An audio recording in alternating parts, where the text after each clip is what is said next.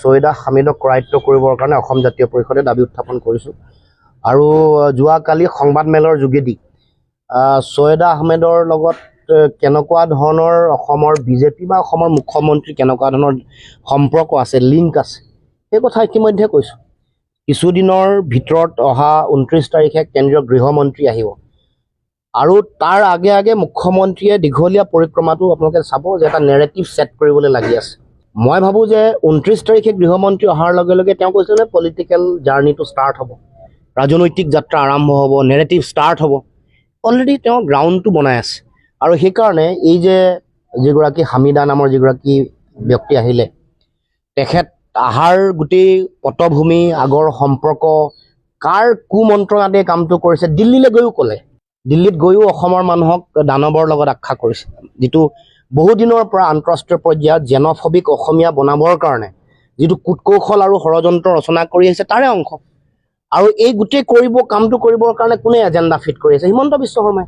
এইটোতো আৰু কোনো বাকী নাই। অসমৰ সমাজৰ মাজত বিভাজন আৰু সাম্প্ৰদায়িকতা আনিবৰ কাৰণে, মহাপুৰুষ শ্ৰীমন্ত শংকৰদেৱৰ আদৰ্শক নাইকিয়া কৰিবৰ কাৰণে গুৰুজনাকো বিভিন্ন সময়ত বিভিন্ন ধৰণে তেওঁলোকৰ এজেণ্টসমূহে যি টি কথা কৈ আহিছে।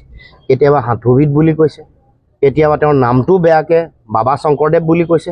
এই ধৰণে কৈ আমাৰ সমাজ ভঙা, সমন্বয় ভঙা, শংকৰদেৱে দি থৈ যোৱা সমন্বয় আদৰ্শটোক বিপন্ন কৰিবৰ কাৰণে তেওঁলোকে অনবৰতে কাম কৰি আহিছে। আৰু সেইকাৰণে এইবাৰো নিৰ্বাচনত তেওঁলোকৰ এজেণ্ডা তেওঁলোকৰ ধৰ্মীয় মেৰুকৰণৰ এজেণ্ডা, সাম্প্ৰদায়িক এজেণ্ডা। যিহেতু উন্নয়নৰ প্ৰশ্ন উত্থাপন হ'লেই তাৰ উত্তৰ যিহেতু দিব নোৱাৰে।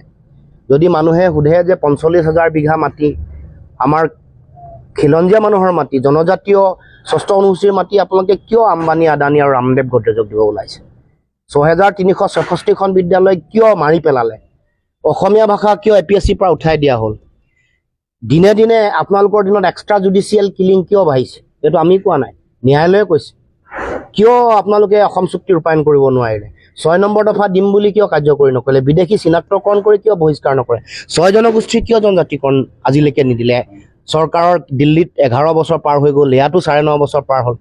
মৌলিক প্ৰশ্ন যেতিয়া সোধে, উত্তৰ যেতিয়া দিব নোৱাৰে, তেতিয়া হিন্দু আৰু মুছলমান কৰে, যাতে মানুহক প্ৰৰোচিত কৰিব পাৰি, মানুহক যাতে উন্মাদনাৰে মানুহক বিভাজিত কৰিব পাৰি, এটা ভয়ৰ কৃত্ৰিম পৰিৱেশ দেখুৱায়। তেওঁতো কৈছিল যে সমষ্টি পুনৰ নিৰ্ধাৰণৰ সময়ত আৰু অসমে 50 বছৰ চিন্তা কৰিব নালাগে। এতিয়া নিৰ্বাচন বেছি ওচৰ চপাৰ লগে লগে মুখ্যমন্ত্ৰীৰ মুখত সংকটৰ কথাটো বেছিকৈ আহিছে। এতিয়া NRCখনো তেওঁ যোৱাকালি কৈছে যে এখন বোলে এটা আমাক ৰাইজক এটা টুপি দিলে। কোনে টুপি দিছে? চৰকাৰ তোমালোকৰ। কাৰণ হাজেলা কোৰ্টৰ বিষয়া আছে, কাৰ্যকৰী কোনে কৰিছে? আৰু তোমালোকৰ চৰকাৰৰ বিষয়া মুখ্যমন্ত্ৰী সৰ্বানন্দ সোণোৱাল, বিষয়ববীয়াসকল কাৰ? বিষয়াসকলতো চৰকাৰৰে। চৰকাৰৰ বিষয়াসকলক মুখ্যমন্ত্ৰীয়ে নিজে যিটো দায়িত্ব ল'ব লাগিছিলে, দায়িত্ব নল'লে।